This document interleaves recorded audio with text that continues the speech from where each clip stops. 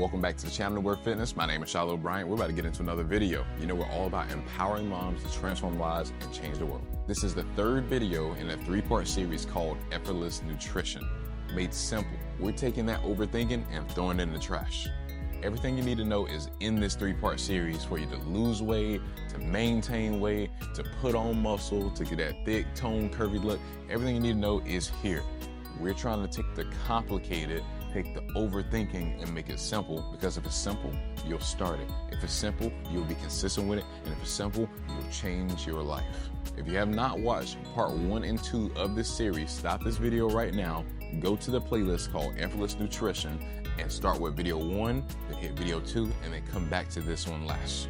We laid the building blocks in the first video, then we dove a little bit deeper in the second video, and now we're gonna tie it all together in this third one. So when it comes to losing weight or putting on weight or maintaining, it's gonna come down to your calories overall, and that's gonna break down to your protein and your carbs and your fats and other things, but we're gonna keep it simple. So you have what's called your maintenance calorie intake, you have what's called your surplus calorie intake, and you have what's called your deficit calorie intake. So surplus just means it's above what you need to maintain your weight. Deficit means it's below what you need to maintain your weight. So for this video, just to keep it simple, let's just think above, maintain, below. So now you're like, how do I find my maintenance calorie intake? So that's gonna vary based on your height, your weight, your activity level, your age. Now, how can you take this information and get your maintenance calorie intake? You can literally go online to Google and type in my calorie intake calculator.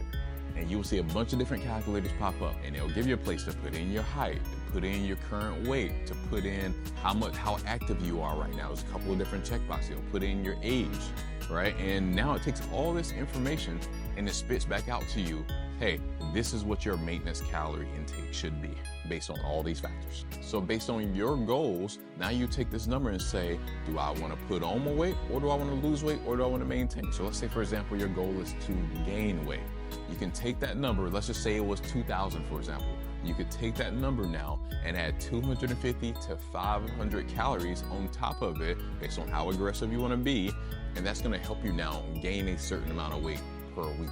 Now, are these numbers crazy, exact, precise? No, but it doesn't need to be.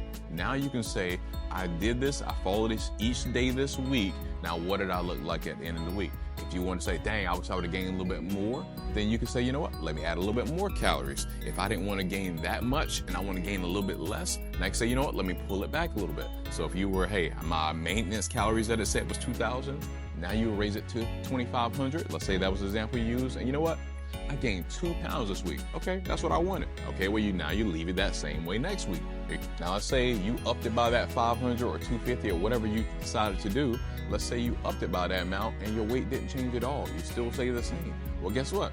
Maybe move it to 750 extra. Maybe move it to 1,000 extra. So now instead of being at 2,000, you're at 1,000 extra. So that'd be 3,000 calories total that you should get per day. Now to reverse this and give you the exact same thing on the other side. Let's say your goal was to lose weight, okay? And let's say your maintenance, after you put in all your numbers and they spit back out to you, hey, this is your maintenance calories. Let's say it said 2,000. And let's say, you know what? I'm trying to lose weight.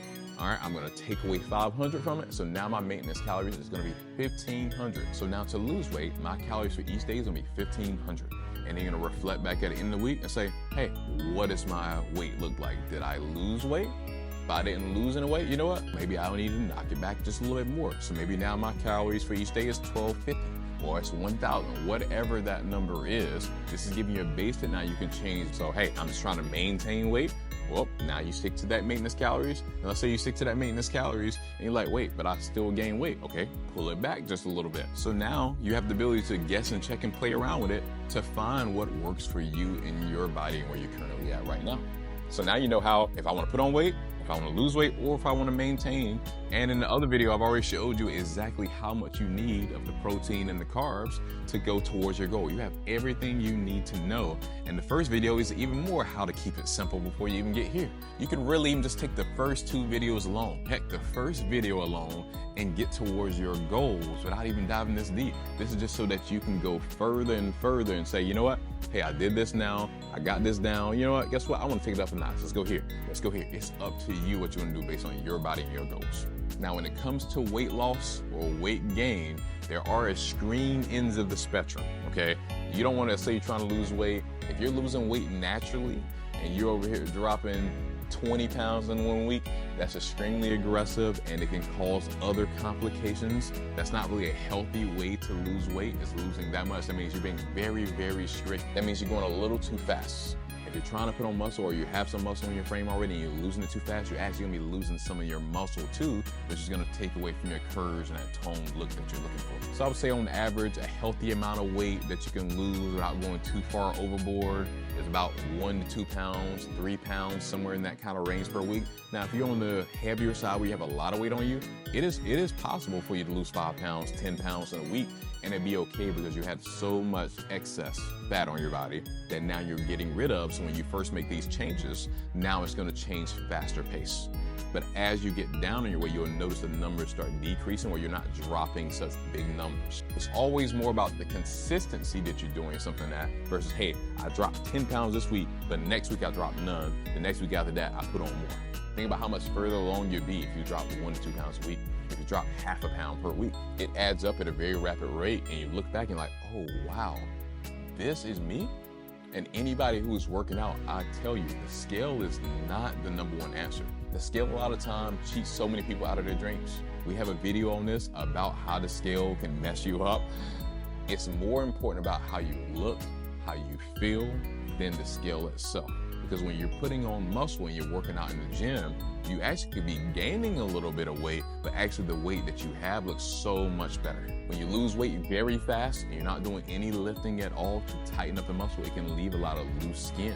The way to minimize that is while you're losing the weight, now you also add in weights to tighten it up as you're going down a weight too. You never want to get to the point where you're starving yourself to death just to lose weight. You can change other factors as well. Like, hey, maybe I'm gonna add in more cardio this week, or maybe I'm gonna make the cardio a little more intense, or maybe I'm gonna make sure that the window I eat is a smaller window of time, so I'm not eating across the whole day, I'm eating during this time period. There's so many different ways you can do this, but don't go to extreme methods of starving yourself, because that's not something that's maintainable.